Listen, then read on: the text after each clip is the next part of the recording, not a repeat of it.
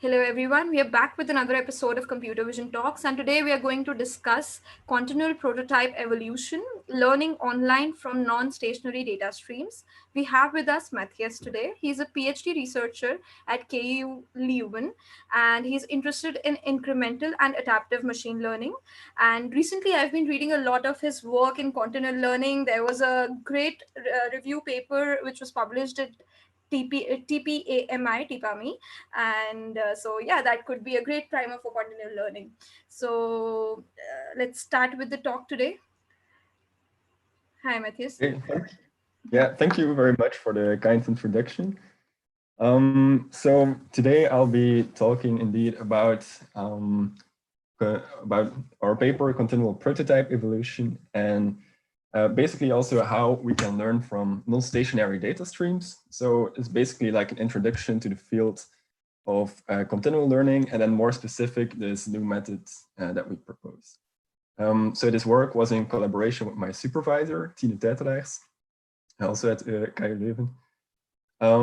So let's get right started there. Also, if you want to follow along with the paper, there's a QR code here. You can just scan and then you can follow along with the paper.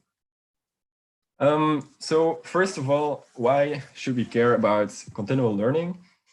So in contemporary applications and machine learning, there's like these neural networks which are becoming really good at solving specific tasks. But these neural networks are very data hungry, so they need a lot of data to have good performance. But on the other hand, we also have the resurgence of, we have like a lot of data coming in from all other types of technologies. So for example, we have self-driving cars, which could give us endless streams of data. For example, if you look at the Internet of Things, you can have, for example, a smart house where all things are interconnected, uploaded to the cloud, which provide lots and lots of data. And even just in your pocket, your smartphone, of course. And then it's the question, what do we do with all of this data? Because right now we have the main paradigm in machine learning is to have all of your data available at once.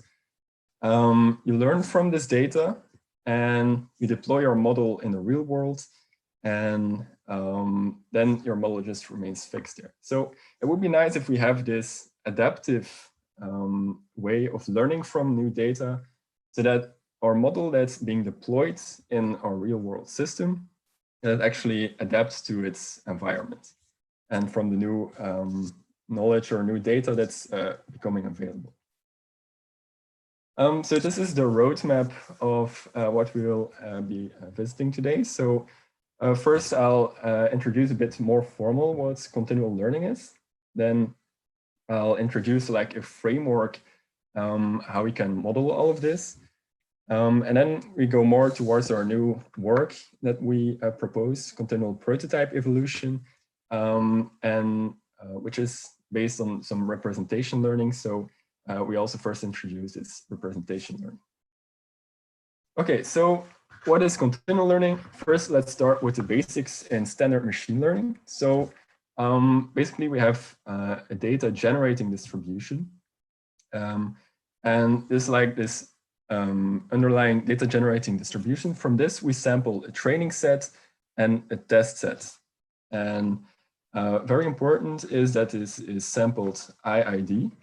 And this means that it's from the identical distribution. So this means they have the same underlying distribution, data generating distribution.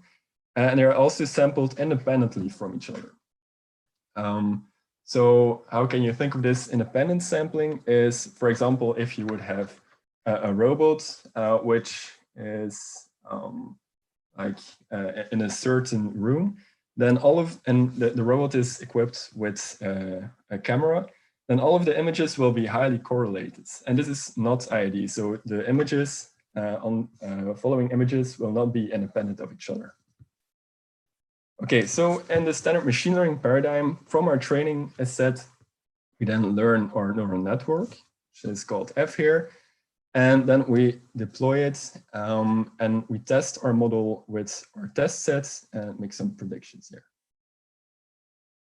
Okay, so like I said, this is the paradigm of once trained, once deployed. And this means that our system that's being deployed is static over time. And if there are any changes in our data, we actually have to retrain all over again and redeploy our model. So this is very cumbersome. So our world is ever changing, right? So a better way of handling this this continuous stream of data is we actually have to drop the assumption that our training data is IID. So this means that we have this stream of data we really learn from. But we still have this static test set, which is still IID sampled from what we think is actually important. Okay, so I don't know, is this part of the slide visible for you? Because for me, it's the Zoom. Yes, it is. The Okay, part okay. where you're differentiating between detrain and detest, right? Yeah. Yeah, it is. Okay, perfect. So going further here, so in continual learning, we actually have this extra dimension, which is time. And this means that our neural network here actually evolves over time as we learn from new sets of our data stream. So this also makes it harder to evaluate our system. So how can we do this? Is also by using the static test set that we have and also use it in certain points in time so that we can measure our performance of our system. So say here we learn a certain task, we test how our system is doing, we learn on the next parts of our data stream, we test again how our system is doing, and so on. And then we can, for example, average this over time to see how our performance is over time. So what metrics? Yeah, Yes. I would like to ask a question on this slide. Okay. So what we are trying to do is we are setting a threshold on the amount of incoming data. We are training the model and then we are using it for prediction. And then we are retraining the model with the new data or with the whole of the old data as well as the new data. So that's the thing actually is that the previous data is not available anymore. So in this point in time, we see, so the images in gray here, this being our inputs. And actually, and that's the only part that's available to our learner, to our model actually. So for example, So how do we? Please go ahead. Yeah, so for example, if we have a first task we want to learn, for example, we want to discriminate between cats and dogs, that's all our data that we have available at this point in time, and we learn a model to discriminate for this task. But then in the next point in time, we can say, okay, actually, we want to extend our system, and we also want to discriminate between airplanes and cars. Then this could be, for example, the next part in your data stream. But important is that you don't have your data available anymore from your cats and your dogs. And we'll see later that that is actually what makes it a very hard problem. So, but like as a very naive person trying to understand it, how is it different from transfer learning then? That's a very good question. Maybe let me first introduce the metrics we're looking at, and Sure. then I'll answer your question. So what are we actually interested in continual learning is our average accuracy over our different tasks. So we just average over these different points in time here, how our system is performing. And this actually means that over this dimension of time, we care about each task that we're actually learning. While, for example, in transfer learning, what we do there, we have like this pre-training we do, but we actually don't care what happens with the knowledge we have acquired there. So for example, we have this model we train on ImageNet.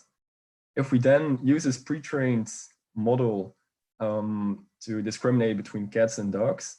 We don't actually care anymore about how the performance is on ImageNet, but we just want really good performance on this new task, right? So continual learning, we actually want to have good performance on everything we learn, and we also try to keep track of that over time. I see. Got it. Thank you. Okay, so another metric that's being important is actually average forgetting. And this actually also looks for each of the tasks. If we just have learned a task and we compare the accuracy when we just learn it with the accuracy we have in our final model, say on the end of our data stream, after learning lots of other tasks, we actually compare these two accuracies. And then we can see how much we actually forget or how much performance or accuracy we drop by learning these other tasks. Let me give an example for this. So say we first want to discriminate between cats. Then we have our test data set here where we measure performance for our system. And it does a very good job, says for our generalizes to this image and says it's a cat. But when we now go to our next task and we want to discriminate between dogs, for example, and we actually still care about our first task. So our test set also contains the images of cats and dogs. But if we look at an image for our cat, it's actually going to be fairly confident that it's a dog, and it will be completely forgotten about this first task we have learned here. And this is actually a very difficult problem in neural networks, is that we have this very high forgetting, and this is called catastrophic forgetting. Because if we learn these new tasks, actually our neural network tends to forget everything it has learned before. So this is a little illustration, a cartoon that my brother made, which illustrates also this idea of catastrophic forgetting. It's very cute. Thank you. So maybe here I'll stop to check if there are any questions up to this point. I guess not. No. The one posted here, you can answer later when you're done with the representation learning. Okay, great. Okay, so it was like a brief introduction to continual learning. But what we need now is some kind of framework where we can model all of these data streams and so on. So let me just dive right in here. In continual learning, there are actually three main paradigms, and these are called the task, class, and domain incremental learning. This task and class incremental learning setups. So in continual learning, often it's we look at this classification setup because it's easier to deal with. And the two main setups are, for example, task and class incremental learning, where we have a batch of new classes we want to learn. And we have all of this data available. We learn on this task until it converges, and then we can go to next task and so on. But the difference is, so these X, Y, and T instances are actually the inputs to our model. And during training, we can see our X is being our image, our Y is our supervision signal. And this T actually is an indicator of which task we are at. And we can see that for during training, all of these paradigms actually require this task indicator. But on top of that, in a task incremental setup, during evaluation, we also need this this indicator, and this really constrains it to where it is to its applications.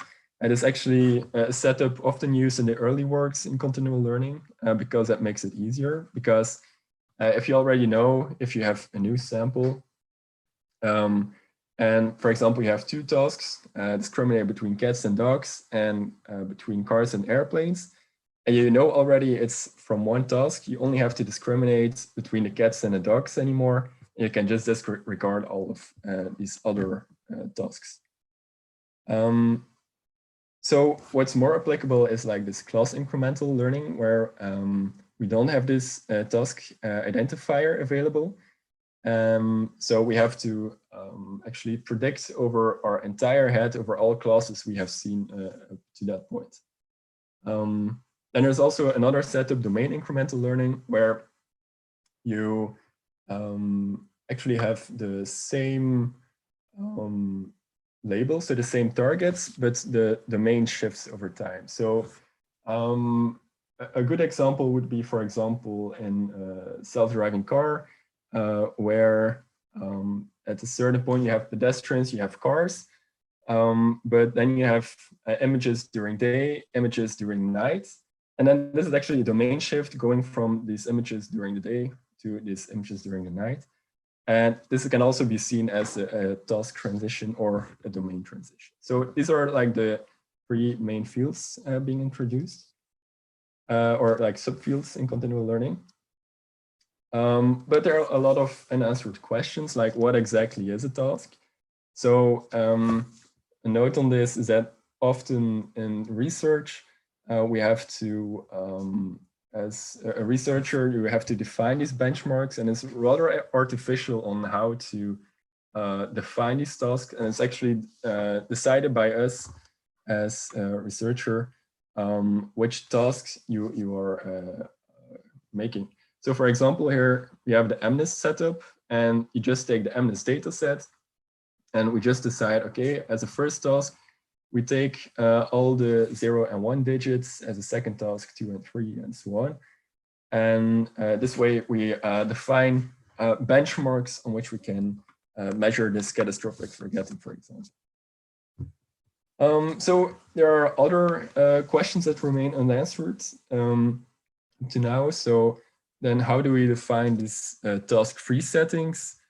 It's also important to say what resources are being available, because what actually could be done in continual learning, if we have all of these tasks, we could just like learn a new model for each new task we are encountering.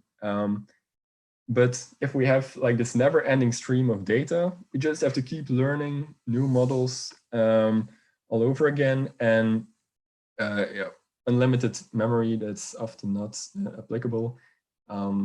So we have to put some constraints on what resources are available. When is the information available? So for example, this task identifier. Then also questions like how are these training and testing interacting? And then there's also something that's often being disregarded in current literature, which is what about the concept drift? So let me just take a side note on this concept drift. So we saw in the continual learning setup, we don't have this IID training set. So it's actually a stream of data, which is dependent on time. But in concept drift, actually our evaluation set is also like a stream of data. So this means for our, so you can see our test sets as a way to measure on what images do you want your model to perform well. And say we have like a cat identification system or something like that. Say your cat grows over time, then you still want to recognize your cat. So the concept of your cat actually drifts, but it's in your test set because it's like the concept you want to check it for, right? So in continual learning, we assume that this remains static, so these concepts remain static. So a cat is a cat, and these images remain static. Okay, so these are a lot of questions, and with the current sub-paradigms that we have in continual learning. And we try to propose some answers on this by proposing a framework, which we call the Learner Evaluator framework. So on all of these questions, so for example, this concept drift and continual learning, we can model it in there, and we can tell which information is available when, and put some constraints on our memory. I'll go into detail a bit more here so that it comes a bit more clear. So this is the learner evaluator framework. So how can we interpret this figure? So this F here is a neural network. On the bottom, we have our learner, and on top, we have our evaluator. Okay, so we'll go into detail for the components by themselves. So as we said before, if you want to be able to model continual learning, then we need to be able to have a stream for our training data. So this is actually our learner. And to be able to model this concept drift, we also need a data stream for our test set. So that is what we model here on top. So checkmark, we can model both continual learning and concept drifts because we model them both as a data stream. So now we also have to define which data is available of this data stream to our learner or our evaluator. And this is just what's depicted here in gray. And typically when I'm talking about like this task or class incremental learning, it's actually an implicit assumption that like the entire data of a specific task is actually available altogether in the system. So this means if we have like this huge data set on discriminating between cats and dogs, we actually can do multiple iterations over it, but we have to store the entire data set in our memory, and we cannot treat it as like this data stream because we have to store this entire data set if we want to do this multiple iterations, right? So that's why it's important to also model this. So what this also allows, so this is what we call our horizon D. And this allows to model in a very wide range. So if our horizon would be equal to our entire data stream, so meaning D equals S, then it means that our learner actually has the entire data stream available. And then it would just become equivalent to offline learning or our standard machine learning paradigm. But it's also nice that we can define it as being just enough data for our batch. So this batch is typically what we use in stochastic gradient descent to do an update on your neural network. So we have the batch we use for processing. And if we have just enough data available for our batch, we can actually do online learning.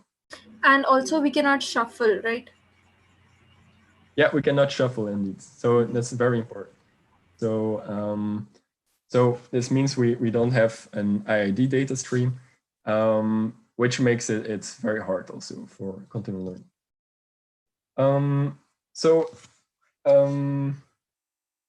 Yeah, this framework also allows us to introduce a data incremental learning setup. So I introduced the three main paradigms: task, class, and domain incremental learning.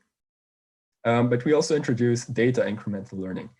And we can see here that our learner or our training phase actually doesn't have this task identifier available. And this makes the problem actually way harder. And it's actually very similar to online learning. So you can see the online learning entry and the data incremental entry. We actually have the same inputs to our learner or evaluator. But we can see that the difference is that in online learning, we actually assume that we have this IID distribution, whereas for data incremental learning, we don't have this IID data, so we cannot shuffle. So online learning could assume that your data distribution doesn't change, that you can always sample IID. But this is not the case here. So this makes it a really difficult setup, but this is also where we propose like a solution with our continual prototype evolution, which I will elaborate on later on. So this was a side note on our framework. So let me introduce further the other components that are being modeled. So what we call here, what we also need in our learner is actually some additional memory that we need for our continual learning algorithm. And we want to model this explicitly because it's actually very important that we put some constraint on this. As I said before, if for each task we would have an entirely separate model, our memory would just keep growing as we learn from more tasks. So we cannot have that. We need to have some boundaries there, and better to model them explicitly. And then, of course, we have our model, and we say our learner and our evaluator can just act independent on this. So you can imagine it as having the learner actually being your training phase, which just keeps learning from the data coming in over here. And whenever we say like, okay, we want to measure the performance of our model, then our evaluator like uses its data stream to measure the performance of our system. And this doesn't have to be dependent on when the evaluator or when we do this testing actually of our model. Okay, so this was like more formal introduction on how we can do like this data incremental learning, where we really don't have this task by introducing this learner evaluator framework. I don't know, are there to this point, but I think maybe later it will become more clear if I go. Just one question would be, Okay. can you try differentiating between the different types of incremental learnings, like the task class and the domain one? Yeah, so it's like this slide, right? Yeah. So basically it depends on the assumptions that you made. So this data incremental learning would be just a data, any data stream you have. You don't have to explicitly divide it into tasks. You could just have like a stream of images. While in task and class incremental learning, we really explicitly subdivide this in these tasks. And then we need to give our system this task identifier. And So the task is classification, but classification between two different classes, right? Like that could first be we're task, yeah. differentiating between dog, cat, and then between aeroplane or car. Yeah, so that's like a simplifying example, but that could be a task, for example, yeah.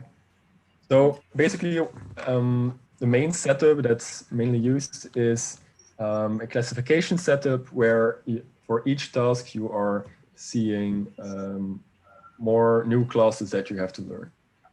So being the first, like the example I gave before is if you first have to learn about cats and dogs. And for example, in task incremental setup, you would have this old data set of cats and dog images. You could just even shuffle this because you have all of your task data sets available. But then when we progress to our next task, actually our task identifier will also increment. And then we know, for example, we are going to a next phase. So we can do some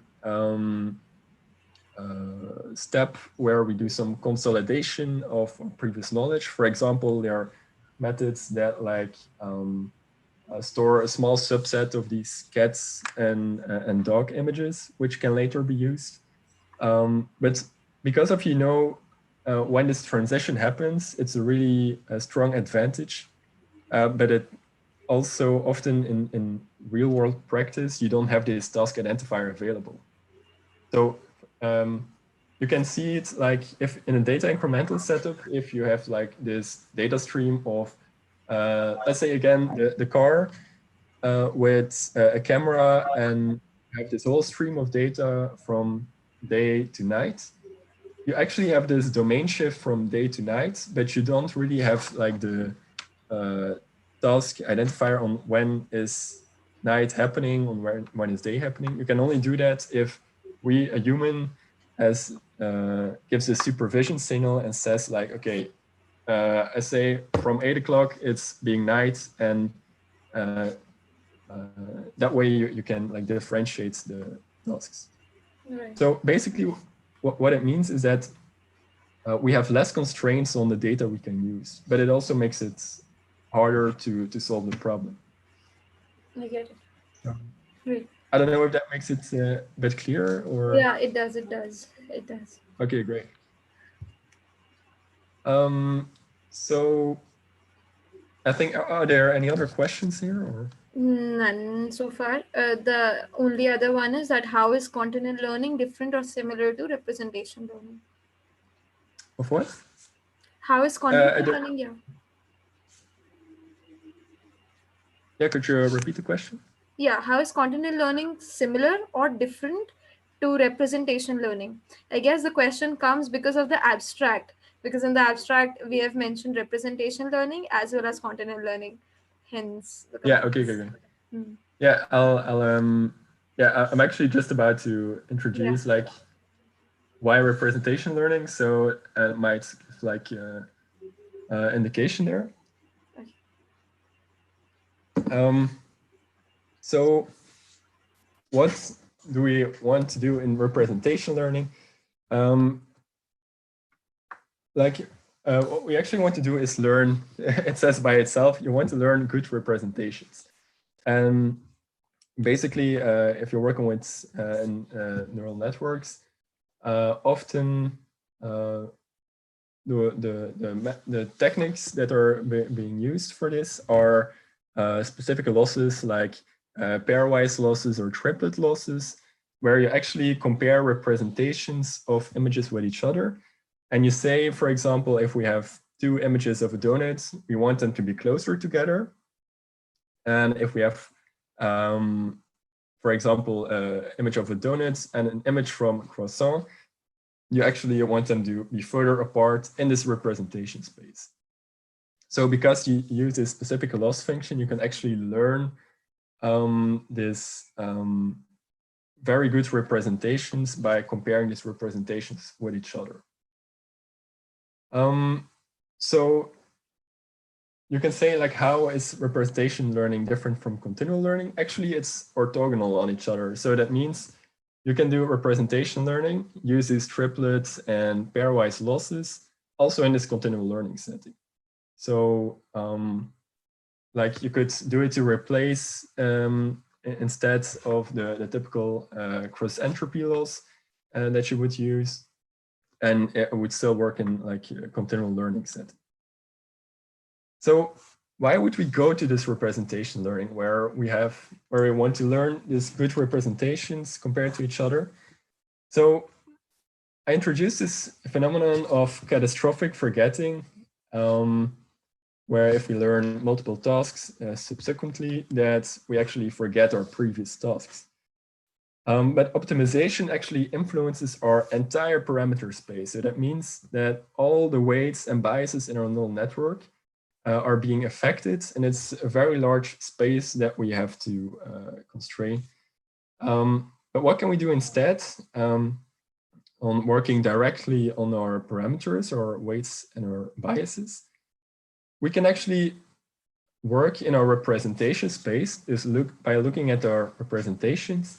And for example, we can use a loss over there, so that we don't have to take into account all our parameters. We just make our objective or our loss function. We design it in such a way that we don't have to take into account all of our parameters individually. So how can we think of this in this representation learning setup? Say we have our donuts image and we forward this in our neural network. We get a representation of this image. And then we typically do like a nearest neighbor classification. So we look at some prototypes we have for each of our classes we try to learn, and we check which one is matching best. And then, of course, it's important to learn these prototypes, but I'll elaborate later on this. I mentioned this cross entropy loss. Why don't we just use this instead of going to this representation learning? Actually, the cross-entropy loss is not very good in general for continual learning, because imagine, again, we have our example where our first task was to discriminate between classes, for example, the cats and the dogs. And then we go to our second task, where we have two new classes, the cars and the airplanes, for example. And if we then see an example of an airplane, then the probability in our final layer of our neural network should increase for our airplane and decrease for all the others. But maybe you can see the problem here already. If we consistently only see our airplane and our car images, like these two will be updated all the time, but these two will just be pushed away and like in an uncontrollable fashion.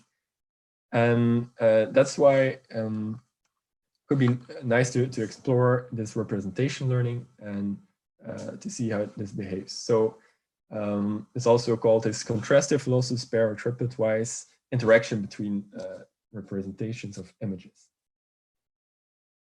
But of course, there always remain problems.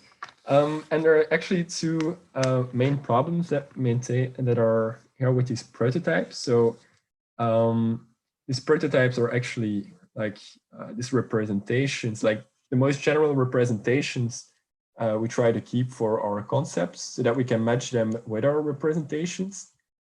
But what is the problem with them? For example, if we would store a good prototype, each time we take like an update step, then we update the connections in our neural network, then actually all of our representations will change. So you make an update here, like it will affect all of the representations here.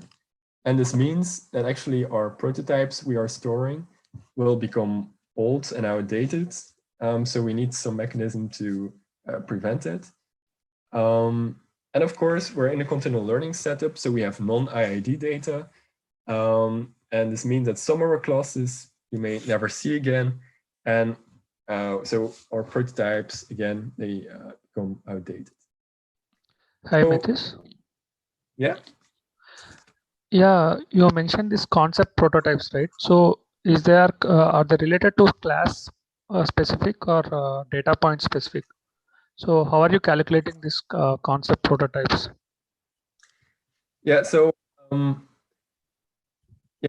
actually going more into detail with our methods in continual prototype evolution, but maybe some insights I may give there is also if you work with cross entropy function. If you think about your last layer of your neural network, actually each of the units in your last layer is connected to all of your previous units, right?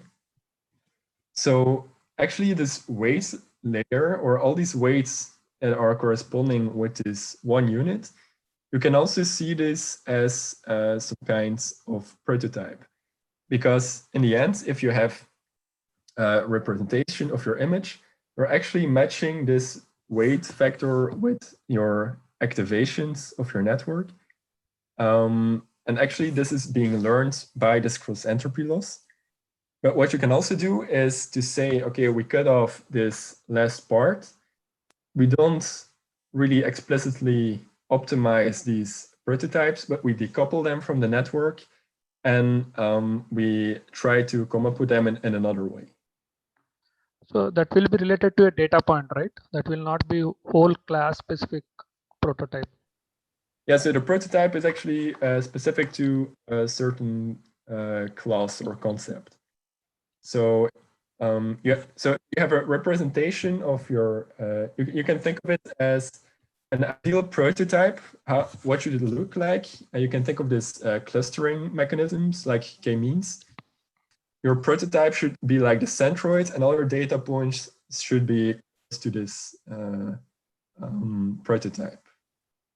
So you are basically taking average or all data points related to a class. Yeah, actually, that would be the ideal prototype. Yeah. But the problem is that, yeah. can it be understood as that a prototype is basically containing all the representational feature of a particular class? Yeah, it's like the most general representation of a class that you can define. So this will be like the average indeed in your representation space. Yeah.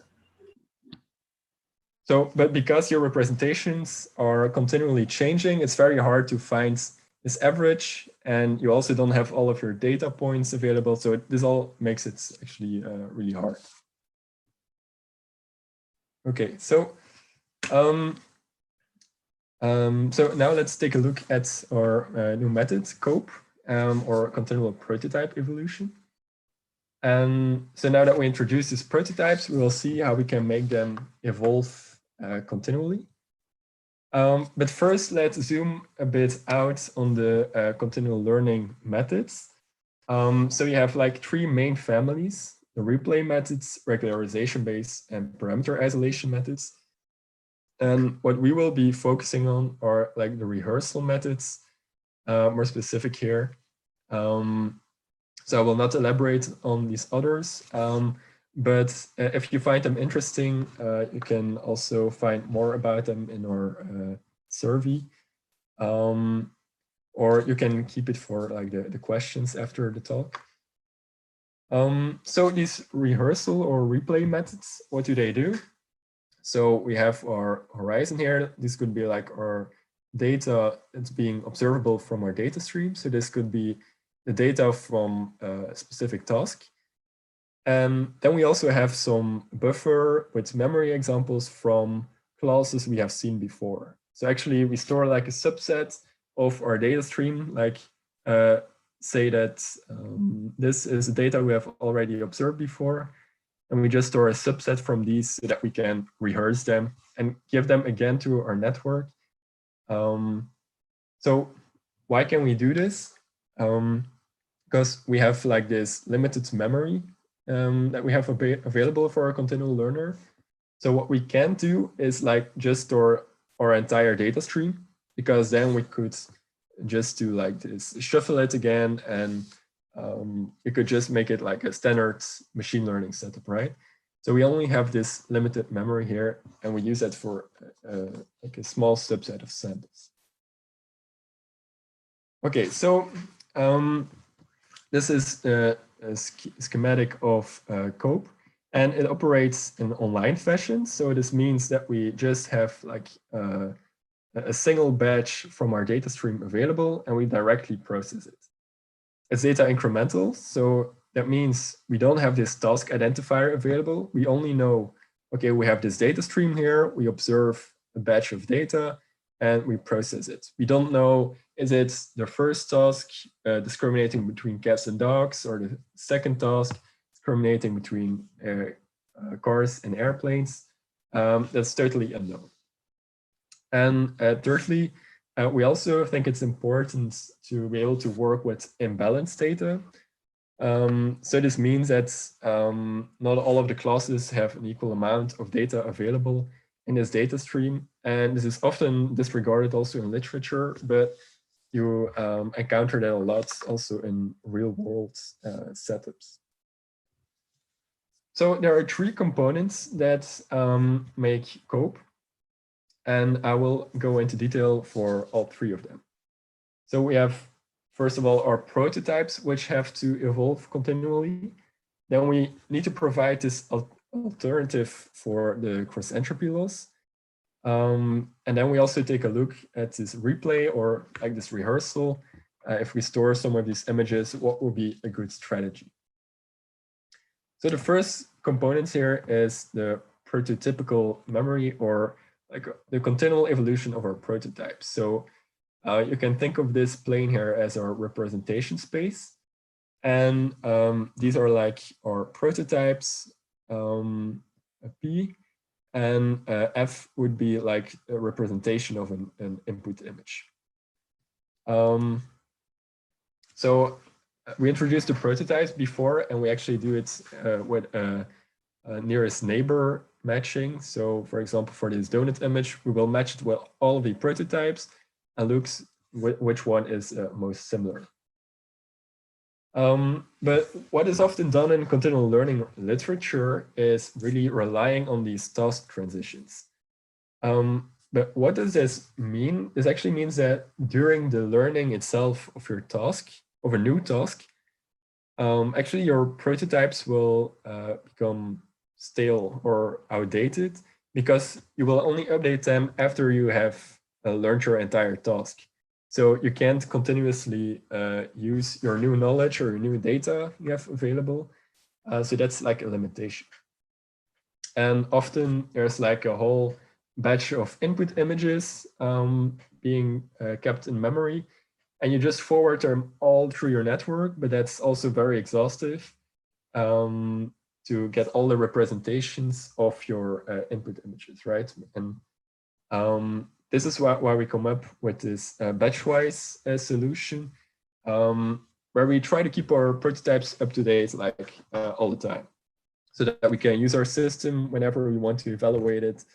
And we don't really rely on these task transitions. So it's actually, what we do is maintain an exponentially moving average for each of our classes. So P is our prototype for our class C. And we just use a very high momentum, which means, say we take like 0.999 for our prototype. And this would... Selecting that momentum is manual, right? Yeah. So that's like a hyperparameter, which could select what the validation set. Yeah. And what all will affect that momentum?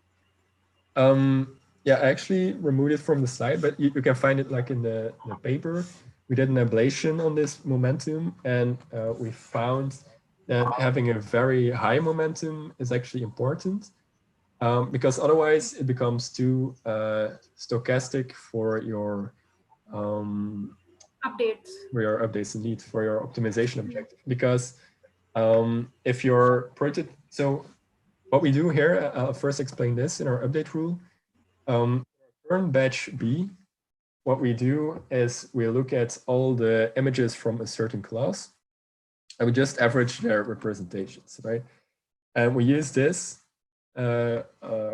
average to update our prototype. But this means that this becomes entirely reliable on our current batch, and typically it's really small. So this might mean that in our optimization objective, this prototype would jump around in the representation space, really depending just on our current batch. So if we have a very high momentum here, we can actually make it more conservative, and we can make it more smoother evolving, and it seems to work also better. So this is also depicts this image, how we update our prototype. We use a representation of our donut image to give like a small nudge on our prototype of our donuts to become more similar to this representation. Okay, but now we know how to calculate the prototypes, but it's not yet an answer on how to keep them representative. Because as I said, we have these two problems. We have our updates all the time, and we have non-stationary data, which make our representation space evolving all the time. And this may make our prototypes that we have actually outdated. So that's why we have two other components. So first other component is our triple P loss. So, and this will tell us how are we using these prototypes actually to learn good representations. And you can actually already see it on this image where instances or representations of the same class are being pulled closer, and prototypes and representations of other classes are actually pushing new representation away. But I'll give this better example here. So the question is now, how do we update our representation? So we have our prototypes here, and the idea that we had is, okay, we're actually very much like an online learning setup. So we have these very small batches that we're processing. So we should actually use all of the info that we have available in this batch. And because we are working with this representation learning, we actually also have all of the representations of our current batch we are processing. So typically, we have our target label for each of our images and our representations. So we know, okay, this image is a cat, this image is a dog. And you know this for all of your representations. But you can also use this to define the relations between your representations. So, you know, for example, okay, all these representations are from cats, so they should be very close together. And these other representations in our batch are from dogs, so these should be close together and far apart from these cat representations. So this is also what we do. We construct these one against all subsets in our batch. So BC would be like all the images of a class C in our current batch B. And then BK is then just all the other classes that are being available in our current processing batch.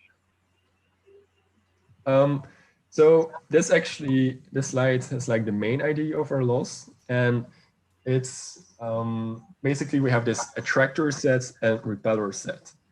And really have to think about this in like this representation space where you have to think, what do we want closer together and what do we want to be far apart? And that's just what we formalize in our attractor and repeller set. And we say with our attractor, normally we would want our prototype, or when we have a new instance, we want it to be close to its class prototype. But what we also use is like the other representations from that same class that are being in the batch. And we say, okay, we also want it to be close to those representations. So using this extra information actually seems to help. And in a similar way, we have then our repeller set. And that's basically saying, okay, if we have like the other, representations of the other classes, what do they have to lie far away from? And then you can say, okay, this should be our current class prototype and the representation of this instance. So this results in our pseudo prototypical proxy loss. So I'm just going to refer to the paper for details. But the main idea is actually on this slide, where we have really defined what has to attract each other and what has to repel. This is the idea of these pseudo prototypes, actually, where we actually use the instances in our current batch to act as a prototype. So we call them pseudo prototypes. So say that this is our batch. We have two images of donuts. And we see here we have representation for each of them. But then we say for this representation, we want it to be closer to its prototype, but also closer to the representation of the other image here in our batch. And we also do it vice versa. And then we have our repeller set also, which would do the opposite, which would, if this would be a prototype of another concept, it would push this representation away. So this is like a T as an E plot. And we can see that by actually using these pseudo prototypes or this batch information, we do get better performance. And you can see indeed that these prototypes are like almost the averages of these clusters of data points. Then a third component we need is actually a way to fight this catastrophic forgetting. And a typical way to do this is with like this replay memory. And yeah, we designed it in such a way that we say that each of our classes is equally important. So we divide our memory in equal parts and give each class equal importance in our buffer. So we can store an equal amount of samples for each of our classes. And this means we can just, if we want to sample a batch for our new update, we can just do a random retrieval, select them by random from our buffer, and this would actually give our a class balanced batch. So why do we use this replay? Actually makes our input batches more IID because we have this buffer actually with images from our previous classes. But because we also work in representation learning, we also have these representations of all our images in our batches. And this gives us this extra advantage when using our triple P loss also. So that's why it's very well working together. So this was like more the conceptual side on COPE. I'll show some experimental results now. So what we typically do is we have a batch size of size 10, and we add an equal amount of samples from our replay buffers. So in total, maybe 20 samples. So that's not really big. And we can only process all the data once. So this means that we do it in an online fashion. Yeah, there's some slides on some prior work, but I'll refer to the paper for this as well. I'll just discuss the results right away. So we have 3 benchmarks that we set up. We have a split MNIST, split cipher 10, split cipher 100. And for this split MNIST, we already saw it in the beginning. We do like the standard setup where we have the digits 0 and 1 being in one task. And we have digits 2 and 3 in the next task and so on. And this is how we define our data stream. Now you could ask yourself, wait, you introduced like this new setup, this data incremental setup, but actually you're still working with these tasks now. Yeah, we actually had to do that to be able to compare with the previous state of the art. But the very difference is that they are actually making explicit use of this these task identifiers, whereas our system could also learn. It's just based on the class targets rather than the task. So we don't really need this identifier. So when we look at some results here, we see that we gain state-of-the-art results and in the bottom row. And if you compare this with, I think there's an interesting baseline, is a COPE CE. And this is actually where we omit our triple P loss and our prototypes, and we just use a standard cross entropy. So this just means that we use this class balanced replay buffer. And we see that we already get quite some gains by using this prototypical approach compared to this baseline. So other standard baselines that are often used is, for example, the fine tuning, where you can really see the catastrophic forgetting that's happening. So if that means that we just fine tune on each new task coming in our data stream. And we see that it has very low performance. So we can see there is a very high there's really this catastrophic forgetting here. Whereas these continual learning methods tend to better remember what they learned before. So these are balanced data streams. So each of these tasks and classes has an equal amount of data. But what's very important in continual learning is, of course, this memory, this extra memory that you use. And therefore, we did like this ablation on the memory size, and we compared with different memory sizes with other state-of-the-art methods. And we see that consistently we gain a margin over the other methods for all of the memory sizes. And actually still here, we can still see that we gain a lot over the scope CE. So we actually do way better also than just our if we would just use a cross entropy loss. So if we compare with COPE-CE, for example, we have very high margins here. So even over all of these buffer sizes, so these are the averages over all of these buffer sizes, and we can see that there's still quite a gain by using these prototypes. So then we also looked, besides having this balanced artificial setup more, this is more like an imbalanced artificial setup.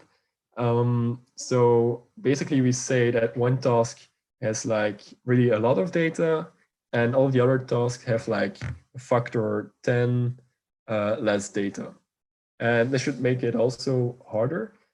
And the results here can be interpreted as we, for example, in ST3, we select the third task to be have 10 times more data than the other tasks. So these are actually for different setups of different data streams.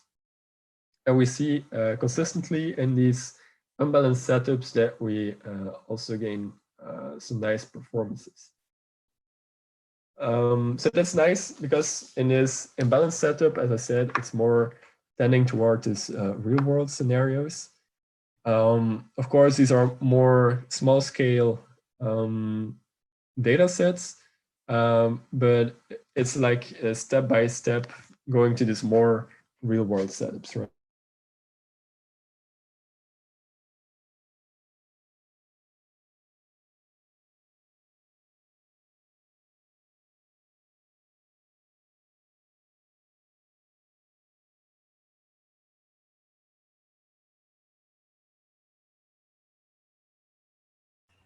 Is this my connection that is stuck, or can no one else hear Matthias too?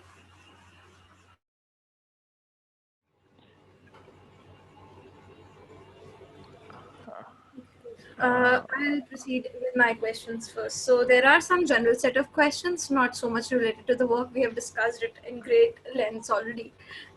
One would be, were you working on continual learning even through your master's, or did you start working during your PhD? Actually, I started my PhD with very little knowledge about AI in general. So actually did my master's, my thesis about speech recognition in cleanroom environments. So this was more really application of using neural networks and so on. But then I came to the computer vision domain and was very interested on this continual learning, and that's how my journey began. So, that's very interesting. So how much time did it take you to catch up on all of the machine learning, deep learning stuff? So of course you can never stop catching up with these things because it evolves like really rapidly. But yeah, it depends also on your background. So yeah, I cannot say for like strict timing schedule or something, but I think the most important thing is to keep learning and to keep asking questions and you know, never be afraid to ask questions because that's also how you learn, right? So Right. The day you stop asking questions, you stop learning new things, I guess. yeah, exactly. Yeah. So how come research then? And do you intend to continue in the research or shift to the industry? Can you come again with your question? I didn't get Yeah, so I'm asking how did you end up developing an interest in research? And down the lane, do you project yourself working in academia, active in research, or in the industry? Okay, that's yeah, very good question also. I think I've also always been very interested just in science in general. And yeah, it was like a tough decision first on after graduating, do you go for the PhD, do you go for the industry? But I'm actually, it's like a once in a lifetime experience, right? And I think for me it was a very good choice. I think as a comparison, you can look at, if you're writing a master thesis, how much you like that, because actually you'll be doing something similar, but for like 4 years. But now the question comes again, will I stay in academia or will I go to the industry? And I haven't made my mind up yet, so that's we'll see how that develops. Right. And if you can begin from scratch in machine learning and do so much, then I'm sure in the coming times you'll be able to do much more interesting work. So Yeah, exactly. Another question would be like how much time did this paper take you, and was it continuation of some work that you were previously involved with? So I think this work took like about half a year, something like that. Yeah, but there's also multiple iterations in that. For example, the framework. First, we came up with a prototypical solution, but there was like a lot of things being unclear in the literature, and giving that some thought, we actually then developed this learner evaluator framework where we really model all of the subcomponents within continual learning. So that was actually added afterwards. Right. Another question from my end would be, what mathematical concepts do you think are very essential to go ahead with deep learning in general or continual learning? Yeah, I think like just the basics of linear algebra and statistics should like able to work with like distribution as one, and try to reason more in these more abstract spaces. But I think by reading a lot of these papers and in machine learning, we're also able to conceptualize this much more. And I can just recommend, even for your PhD, take some extra courses. In the meantime, you can, yeah, you never come at a point where you think, now I know everything. There's always so much more to learn. So. Right. Okay, so these were my questions. Any more questions, Nikhil? Do you have to ask anything? Hi, Matthias. So, what if we consider clustering loss instead of PPP loss? So, PPP loss is basically we're calculating this concept prototype, right? So, what if we consider clustering loss and try to find a concept prototype from the clusters? Yeah, well, like clustering loss. Well, you can actually think of it as a clustering loss, right? Because you have your prototypes and you try to cluster these data points close to them. But an important difference is that here we assume that we have targets or supervision for our data available, and so that we know which data points should be close to this class prototype. Okay. Well, actually, in clustering, often you assume it's completely unsupervised, and this would be a really interesting way to explore further. But Yeah, good. Great. So I guess no more questions. Right. Sorry, I do have a question if we have okay, time. great. Yeah, sure. While discussing about cross entropy loss, you said it's because I have read in many papers that most of them are using cross entropy loss even for performing the knowledge distillation as well.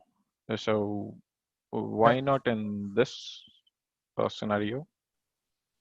Yeah, so this is what I tried to show with the specific slides. The problem is in continual learning.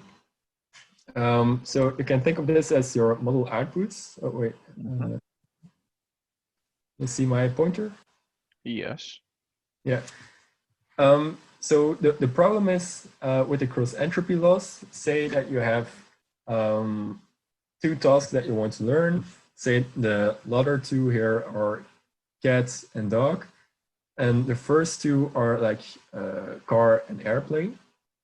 And say that we have learned our first task on discriminating between cats and dogs. So we only update these two to perform very well for those images. But now, yeah, our data sets from training actually shifts over time. And now we want to discriminate between cars and airplanes. And we don't have this data available anymore for our cats and dogs. So what we will be doing is in our cross entropy loss, we will do updates all the time on these two guys, so our cars and our airplanes. But the cross entropy loss actually also makes updates on like the outputs for other classes. Yeah.